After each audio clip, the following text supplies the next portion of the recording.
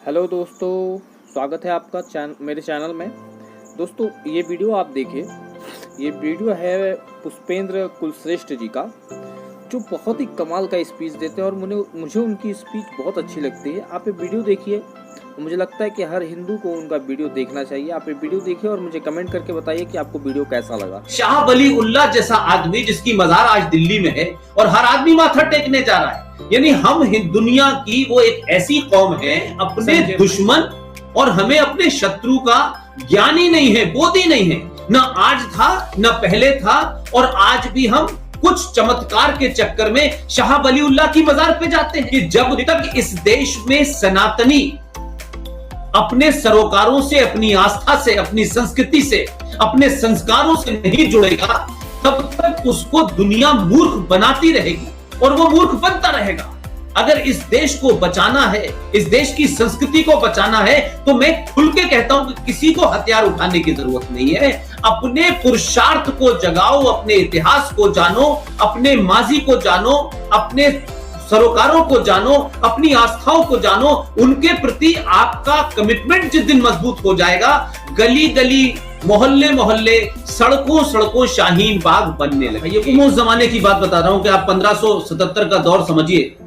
आप उस वक्त सोचिए कि जब हम सोने की चिड़िया भारत को कहते थे, तो मैं खासतौर से अवध प्रांत के इलाके के जो भी नवाब रहे हैं उनकी कारकर्दगी बता रहा हूं। और ये बाबर नामा से, और खासतौर से आप एक और किताब है जहांगीर की,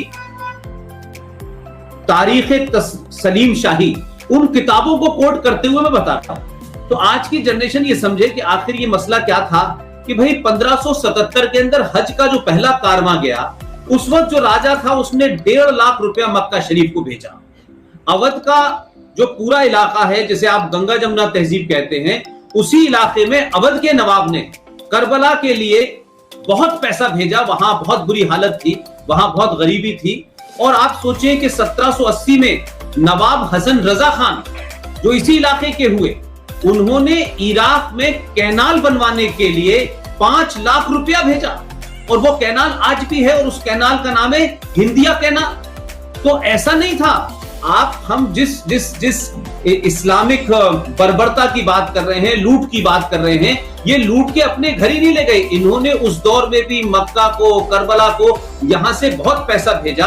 और आप देखिए कि नादिर शाह जब यहां आया, तो नादिर शाह ने इतनी लूट मचाई यहां पे कि जब वो वापस ईरान गया, तो उसके रिकॉर्ड बताते हैं कि 4 साल तक ईरान में किसी को टैक्स देने की जरूरत नहीं पड़ी, कितना उसने लूटा। और उसके अलावा आप देखें, शाहजहां के बारे में बता रहा हूं, जिनके बारे में बड़ी चर्चा होती है और आगरे का बार बार नाम लिया जाता है, और मोहब्बत की जो उन्होंने इमारत बनाई है वो सबको पता है। कोई आप सोचिए कि उनके दौर में इस इलाके में सूखा पड़ा और उसमें लाखों लोग मारे गए, लाखों लोग मारे गए। अब आप सोचिए कि हमने क्या किया कि शाहजहां ने उस वक्त मुमताज को 50 लाख रुपए, उनकी दोनों बेटियों को 20-20 लाख रुपए, और सूखा ग्रस्त में जो राहत का काम था उसके लिए 1 लाख रुपए, और 4 करोड़ का आपने संगे मरमर लगा करके ये कब्र बनाई अपनी महबूबा के लिए। अब आप देखिए कि अकबर के दौर की बात करता हूं। अकबर के दौर में मक्का को रिकॉर्ड में लिखा है कि 6 लाख रुपए सालाना भेजे जाते थे। जहांगीर साहब खुद लिखते हैं अपनी उस पे, जिसको तारीख सलीम शाही कहते हैं, उसमें लिखते हैं कि मेरे पिता ने पर्शिया, बुखारा और अजरबैजान में जो बच्चे 2-2, 3-3 हजार वहां थे, उनके लिए स्कॉलरशिप यहां से जाती थी। तो गंगा जमुना तहजीब का ये जो इलाका है, उस इलाके में जो आज हो रहा है वो गंगा जमुना तहजीब कमाल की है। और ऐसी गंगा जमुना तहजीब से अल्लाह बचाए कि ये वो तहजीब है कि गंगा भी हमारी, जमुना भी हमारी, और तहजीब आई है बाबर के साथ, अकबर के साथ। तो इन सब को जिस तरीके से ग्लोरीफाई किया गया, सिर्फ इसीलिए, उसकी मिसाल देखिए कि भारत में मुगल चले गए, फिर ब्रिटिशर आ गए, और ब्रिटिशर को भी मैं ये कहता हूं कि फिर भारत में ईसाई हुकूमत स्थापित हुई। लेकिन संजय भाई, आप आजाद भारत के लोगों का टेम्परामेंट देखिए कि इसका ढोल बजाते बजाते कि हम तो साथ साथ हैं, हमने तो भारत की स्वतंत्रता मिलकर लड़ाई लड़ी थी, और हमारे तो बाबा और औजाते ने क्या क्या, अंग्रेजी के वर्ड साझा विरासत, आप सोचिए कि 1960 में भारत के अंदर सबसे महंगी फिल्म बनी मुगले आजम। तो मुगलों को ग्लोरीफाई करने का सिलसिला खत्म नहीं हुआ, इसलिए कि हमारा हिंदुत्व जो था उसको तो आपने भक्ति में लगा दिया कि बस भक्ति करो, भजन करो, और बाकी भजन उल्टे सीधे गांधी जी सिखा गए। उनसे कहा आपको कुछ नहीं करना है, आपको तो इनका दिल जीतना है। जो दिल जीतने की परंपरा हमारे यहां पृथ्वीराज चौहान से शुरू हुई थी वो आज तक नहीं खत्म होके दे रही। हम दिल जीतते जीतते दिल हमारा खत्म हो गया, लेकिन हम दिल जीत रहे हैं। तो ये जो बात आपने कहा कि ये जो गंगा जमुना तहजीब का जो इलाका है, यही इलाका वो इलाका है संजय भाई, आप तो मुझसे ज्यादा बड़े जानकार हैं, इसी इलाके ने पाकिस्तान बनवाया था। बिल्कुल, पूरे उत्तर प्रदेश और पूरे बिहार के ही मुसलमानों ने पाकिस्तान बनवाया। और ये कितने जहनी और कितने समझदार लोग थे कि इन्होंने पाकिस्तान बनवाया लेकिन गए नहीं। और पाकिस्तान बनने के बाद हमारे ऊपर और आपके ऊपर आज ये एहसान है इनका कि हम गए नहीं, देखिए हम यहीं रहे। तो मैं उनसे कहता हूं तुम गए नहीं, तुमने पाकिस्तान बनवा के इसे पाकिस्तान बनाने का एजेंडा उठा रखा था। लिहाजा आज 70 साल में भारत जहां खड़ा है 1947 से भी ज्यादा खतरनाक मोड़ पे खड़ा है। तो और लेकिन हम आज इस ढोल को बजाए जा रहे हैं और इस गंगा जमुना तहजीब का जनाजा या अर्थी सिर्फ हिंदुओं के कंधों पर है, और दूसरों ने ठेका ले रखा है कि हम सेकुलर नहीं हो सकते क्योंकि हमारी किताब मना करती है। अब उनकी किताब महत्वपूर्ण हो गई, तब तक उनको बाबरनामा महत्वपूर्ण था, तब अकबर और जोधा इंपॉर्टेंट थी। तो इस समय के हिसाब से जो कुरान है, जो इस्लाम है, जो उसकी फिलॉसफी है, उसको जगह और इलाके के हिसाब से उसको कैसे बदला जा सकता है। तो आपने स्पेन में कुछ किया, टर्की में कुछ किया, और हिंदुस्तान में आपको जमीन हमवार मिली। लिहाजा आपने जब कन्वर्जन भी किया तो अच्छा खासा बेचारा ओम प्रकाश था, उसे कन्वर्ट करके आपने नूरे इलाही कर दिया। जो भगवान दास था वो गुलाम नबी हो गया। तो कन्वर्जन भी आपने नामों के ट्रांसलेशन से कर दिए। लेकिन आपने एक और काम किया, गंगा जमुना तहजीब की इस ड्रामे में आपने कहा कि भाई देखो ओम प्रकाश, तुम अगर नूरे इलाही भी हो गए हो, लेकिन ओम प्रकाश के अंदर जो डीएनए था, जो हरकतें थी, वो तो सनातनी थी। तुमने कहा तुम्हें क्या फर्क पड़ता है, अरे तुम पूजा करने जाते हो, चलो मजार पे चले जाना, क्या फर्क पड़ता है। तुम दिवाली पे पटाखे बजाते हो तो क्या फर्क पड़ता है। पूरी दुनिया में तो हम मोहम्मद साहब की बर्थडे को, शबरात को, तो हम शोक मनाते हैं, दुआएं करते हैं और खुश होते हैं और हलवा बनाते हैं। लेकिन तुम्हें अगर दिवाली का शौक खत्म नहीं हुआ तो तुम भी कुछ पटाखे कर लेना। तो पूरी दुनिया में इस तरीके का पूरा एक ढकोसला हुआ। और फिर कहा कि सूफीज़्म जो आया भारत में, एक मुगल एम्परर आक्रांता, वो अपने साथ में एक सूफी जरूर लेके आता था कि जो हमसे ना बदल पाए उन्हें तुम बदल देना। तो मैं ये कह रहा हूं कि हम उन चीजों को देखें कि शाह वली उल्लाह जैसा आदमी जिसकी मजार आज दिल्ली में है और हर आदमी माथा टेकने जा रहा है, यानी हम दुनिया की वो एक ऐसी कौम है संजय भाई कि हमें अपने दुश्मन और हमें अपने शत्रु का ज्ञान ही नहीं है, बोध ही नहीं है। ना आज था, ना पहले था, और आज भी हम कुछ चमत्कार के चक्कर में शाह वली उल्लाह की मजार पे जाते हैं। लेकिन शाह वली उल्लाह कौन था? इसने चिट्ठी लिखी थी अहमद शाह अब्दाली को कि भारत इस्लाम खतरे में आप आइए। तो ये परंपरा आज भी चल रही है।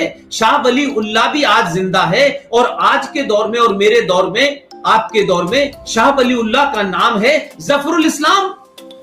वो भी इस्लामिक देशों को। तो मेरा कहने का सेंस ये कि कुछ बदला नहीं है, कपड़े बदले हैं और कुछ थोड़ा ढंग बदल गया है। लेकिन मैं फिर एक बात कहता हूं संजय भाई कि जब तक इस देश में सनातनी अपने सरोकारों से, अपनी आस्था से, अपनी संस्कृति से, अपने संस्कारों से नहीं जुड़ेगा, तब तक उसको दुनिया मूर्ख बनाती रहेगी और वो मूर्ख बनता रहेगा। अगर इस देश को बचाना है, इस देश की संस्कृति को बचाना है, तो मैं खुल के कहता हूं कि किसी को हथियार उठाने की जरूरत नहीं है। अपने पुरुषार्थ को जगाओ, अपने इतिहास को जानो, अपने माजी को जानो, अपने सरोकारों को जानो, अपनी आस्थाओं को जानो। उनके प्रति आपका कमिटमेंट जिस दिन मजबूत हो जाएगा, गली गली मोहल्ले मोहल्ले, सड़कों सड़कों शाहीन बाग बनने लगेंगे। ये शाहीन बाग जो बन रहे हैं, ये इसलिए नहीं बन रहे कि कोई एक राजा आ गया है और उस राजा की पॉलिसी से किसी को विरोध है। उनका डर है कि जो समाज को हमने घुट्टी पिलाई थी, जो चिलम पिलाई थी हमने इन्हें गंगा जमुना तहजीब की, वो अब धीरे धीरे इनके ऊपर से हटने लगी है। हमने सेकुलरिज्म का बुखार जो 1976 में इंदिरा गांधी ने दिया था, वो अब हटने लगा है। लिहाजा अब लोग सवाल पूछ रहे हैं कि 1976 में भारत अगर आजाद हो भी गया था और आजाद होने के बाद आपने 1976 में आपने उसमें सेकुलरिज्म को डाल भी दिया था, तो फिर ये कैसा सेकुलरिज्म था कि आपने इसी आजाद भारत के अंदर सेकुलरिज्म का नाम माइनॉरिटी कमीशन ऑफ इंडिया बना दिया, जो सबसे बड़ा झूठ है। हज कमेटी ऑफ इंडिया बना दिया, जो संवैधानिक संस्था है। आपने मुस्लिम एजुकेशन बोर्ड बना दिया, जिसे संविधान का दर्जा प्राप्त। एक गधे और एक घोड़े की तुलना करके कहते हैं कि सारे धर्म बराबर हैं और धर्म को मजहब का अल्टरनेट क्रिएट कर दिया। तो आज भी चैलेंज बदले नहीं है, इसलिए शायद आपको आरएसएन सिंह को, जीडी बख्शी को और देश भर में जितने लोग भी इन मुद्दों को उठा रहे हैं और आज का समाज सुनना चाहता है, क्योंकि आज से पहले आपके और मेरे हाथ में संचार क्रांति का कोई भी हथियार हमारे हाथ में नहीं था। अखबार आपके हाथ में नहीं था, टेलीविजन आपके हाथ में नहीं था, रेडियो आपके हाथ में नहीं था, और आप अपनी बात कहने के लिए आपको स्पेस ही नहीं मिलती थी। आप तो लेटर टू एडिटर तक में नहीं छपते थे। लेकिन आज इस संचार क्रांति ने तथ्यों के साथ, रेफरेंस के साथ लोगों को उस फ्रॉड और उस जो एक बहुत बड़ा षड्यंत्र था उसको बाहर लाने में मदद की है। इसलिए मैं मानता हूं कि गंगा जमुना तहजीब को जितनी जल्दी इस अर्थी को इसको जला करके, इसे दफना करके इसका 40वां कर दिया जाए, वो ज्यादा अच्छा है। नहीं तो बहुत बड़ी ताकत में दुनिया के मुल्कों से मदद के साथ में जो फंडिंग हो रही है, इसका नगाड़ा जब तक बीता करा जाएगा, जब तक कश्मीर में निजाम मुस्तफा बसाने वाली हुकूमत उस मेजॉरिटी मुस्लिम स्टेट के अंदर जो जो जघन्य अपराध ये हैं वो भारत में करने की पोजीशन में जब तक ये नहीं आएंगे, जिहादी मुसलमान, इस देश का मक्कार मुनाफिक मुसलमान, चाहे वो संगीत में हो, चाहे शिक्षा में हो, चाहे इतिहास में बैठा हो, चाहे क्रिकेट में बैठा हो, चाहे हॉकी में बैठा हो, चाहे नाचने वाला हो, चाहे गाने वाला हो, चाहे उपराष्ट्रपति हो, चाहे जज हो, ये सब एक ही जगह हैं, सब एक ही एजेंडे में हैं। अलग अलग शब्दों में, अलग अलग स्टार में, कोई ताल बजा रहा है, कोई सूफी के गीत सुना रहा है, कोई बरेलवी है, कोई देवबंदी है, कोई अहले हदीस है, कोई तबलीगी जमात है, लेकिन सबका एजेंडा यह है कि भारत में गज़वाए हिंद जब तक नहीं हो जाता तब तक हमें भाईचारा हिंदू मुस्लिम की बात करते रहो। और जैसे जैसे केरला बन जाए, मेरठ बन जाए, मलियाना बन जाए, मुरादाबाद बन जाए, तमाम बंगाल में हो जाए, इस पे हम चुप